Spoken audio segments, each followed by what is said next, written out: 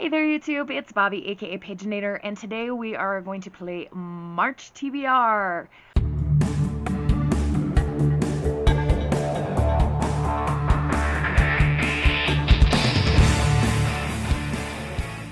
So as I've been doing so far this year, I'm going to be doing 10 rolls on G's TBR Avatar game.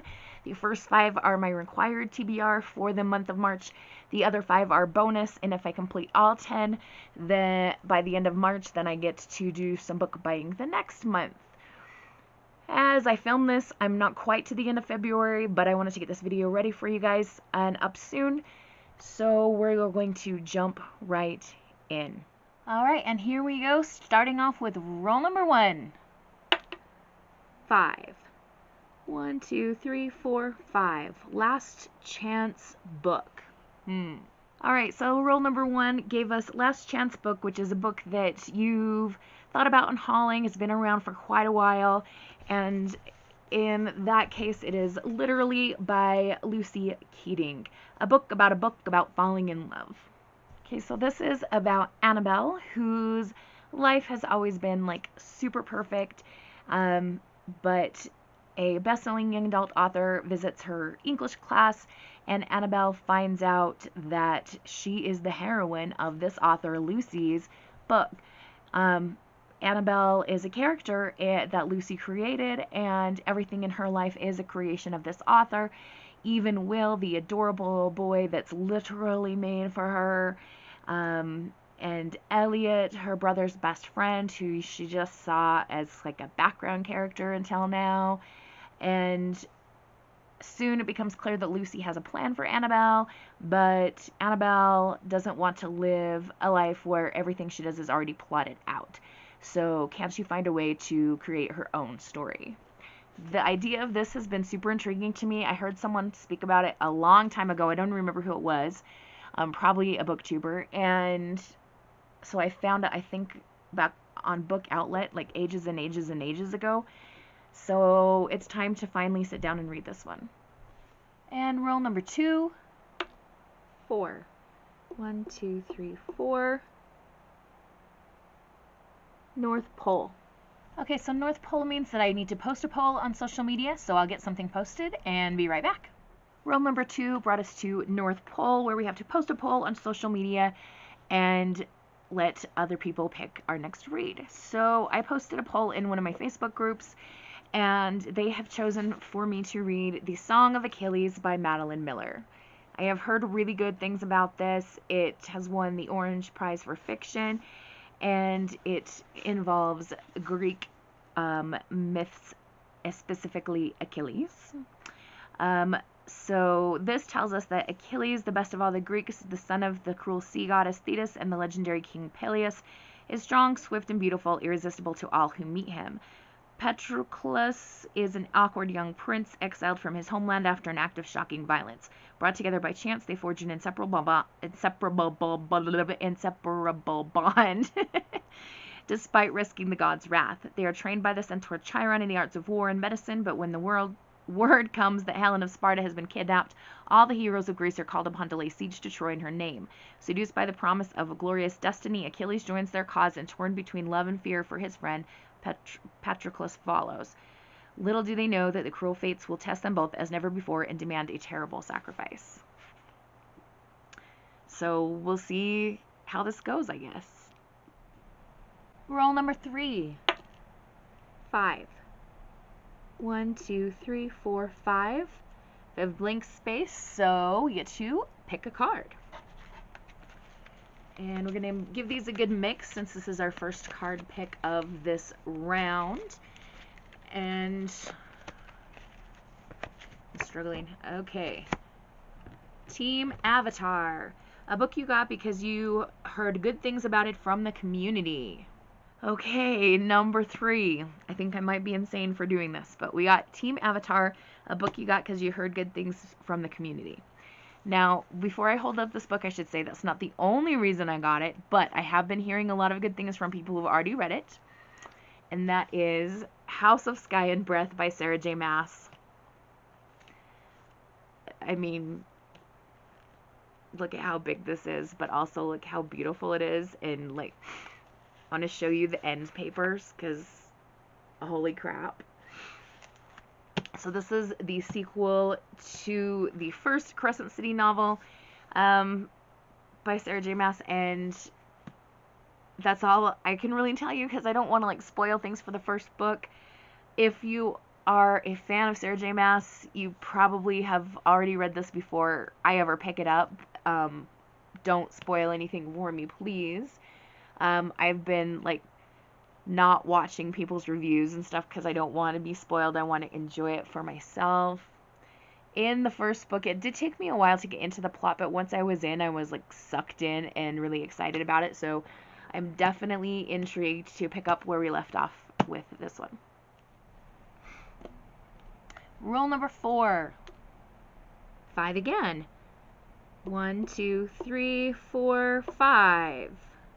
Okay, so for this one, I need to assign the element triangles a random number, do a random number generator, and read a book assigned with the genre of that element. Does that make sense?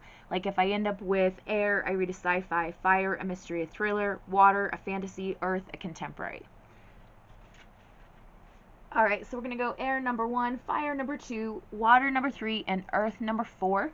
And I'm going to pull up a random generator on my iPad. I have a random number generator set up on my iPad. Oh, there's my camera. Hi. I'm going to tap it 3 times, and that will be the number we go with. 1, 2, 3. Number 2. That means fire, which is a mystery or thriller. Roll 4 gave us the elemental triangles, and through a random number generator, we got fire, which is a mystery or thriller. And I am going to be reading The City Beautiful. This is a book that I have been intrigued with. I went to a book training for, it was all about books for teenagers, and heard about this one there and have been wanting to read it since. This is a serial killer in Chicago during the 1893 World's Fair. Will it be H.H. Holmes? I don't know. This killer is targeting young Jewish men, and our main character's best friend is one of the murder victims of the serial killer, and the best friend's spirit kind of possesses his body, so there are 2 spirits living in one. So we have a paranormal element as well. And so our main character, sorry, I bumped the camera. Our main character is Alter, and for him, he has got to try to figure out who the murderer is so he can stop them from killing before he becomes the next victim on the list. Next, roll. 3. 1, 2, 3. Another blank. And that means another card. We have... That's rough, buddy. Read the lowest rated book on your TBR. Oh no! Do I have to? Meh. Rule number 5 brought us, that's rough, buddy, to read the lowest rated book on my TBR. Not the most thrilling prompt I could have received, but I mean, it is what it is. It was going to come up eventually.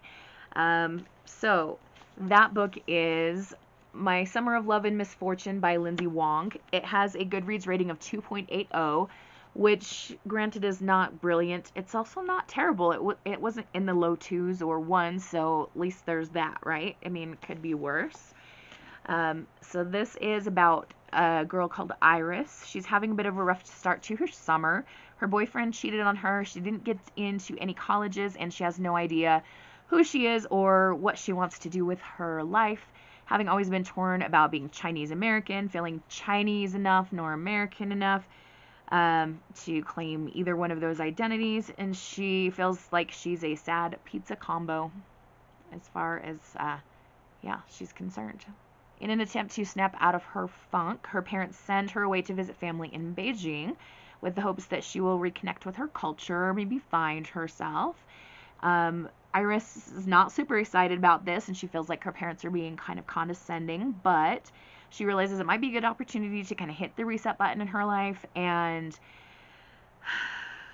maybe she'll meet some family, eat some good Chinese food, visit some tourist spots, but She doesn't expect to be swept up in what's called here the ridiculous opulent world of Beijing's elite, leading her to unexpected and extraordinary discoveries about her family, her future, and herself.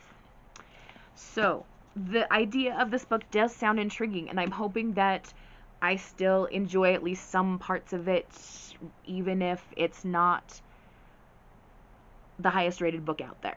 So let's keep our fingers crossed. Roll number 6. We are now into the bonus rolls. 4. 1, 2, 3, 4. We have the 20-sided die.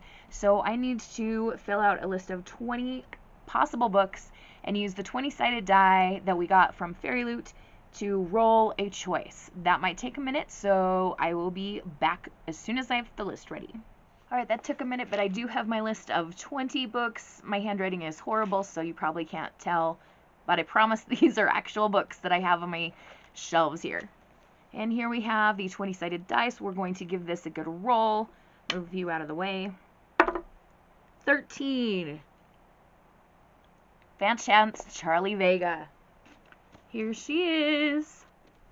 Next we have the 20-sided dice, and you saw that I rolled number 13, which was Fat Chance Charlie Vega by Crystal Maldonado. Here is the beautiful cover. I have a feeling I'm going to really like this one. I picked it up in a bookstore. I remember it was about a year ago, actually. And I remember I walked into Barnes & Noble and headed to the YA section. And I was having a very just chill, relaxing day. I was going to hit up a bunch of different bookstores. I had taken like a day off of work to do this as a self-care thing. And I saw this book and I just felt called to it. Yet for some reason I haven't actually sat down and read it. So I am excited to get to this. This is about a girl called Charlie Vega, as you might imagine. She is smart, funny, artistic, ambitious. She is fat. That word for me is hard to say, even because of reasons, and we don't need to get into all of that stuff right now, but yeah, it just is. So people sometimes have a hard time with Charlie and her size, especially Charlie's mom. Charlie wants a good relationship with her body, but it's really difficult for her, and her mom is like always leaving her weight loss shakes and things like that. Her mom's putting the pressure on. She is kind of being bombarded with these messages like be smaller, be wider, be quieter. Says here, but there's one person who's always in Charlie's corner, her best friend Amelia. Slim, popular, athletic, totally dope. So when Charlie starts a tentative relationship with cute classmate Brian, the first worthwhile guy to notice her, everything is perfect until she learns one thing. He asked Amelia out first. So is she his second choice or what? Does he really even see her? Because it's time people did. So I'm worried that I might cry along with Charlie if she gets her heart broken. Because I was that girl in high school whose friends got asked out and I didn't, and yeah, it might bring back some sad memories. But I'm also really excited to read it. Roll number 7. 3. 1, 2, 3. No, that's going the wrong way. Hang on. 1, 2, 3. Oh, and I'm supposed to move over here to a tunnel, which means draw a card. And we have Day of Black Sun. Pick a book whilst blindfolded. Ooh, that should be interesting. Okay, I'm nervous for this one. Roll number 7 brought us Day of Black Sun. Pick a book whilst blindfolded. I am nervous. Now, I'm not going to like readjust the camera so I can stand up. So what I'm going to do is put my blindfold on. I'm going to turn around in my seat and I'm going to reach around different things. I'm going to grab a book. Heaven help me. Please be a good one.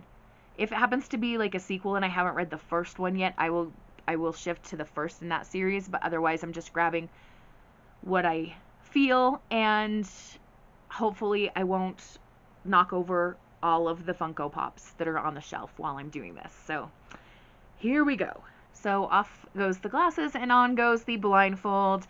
Wish me good luck, you guys. I'm scared.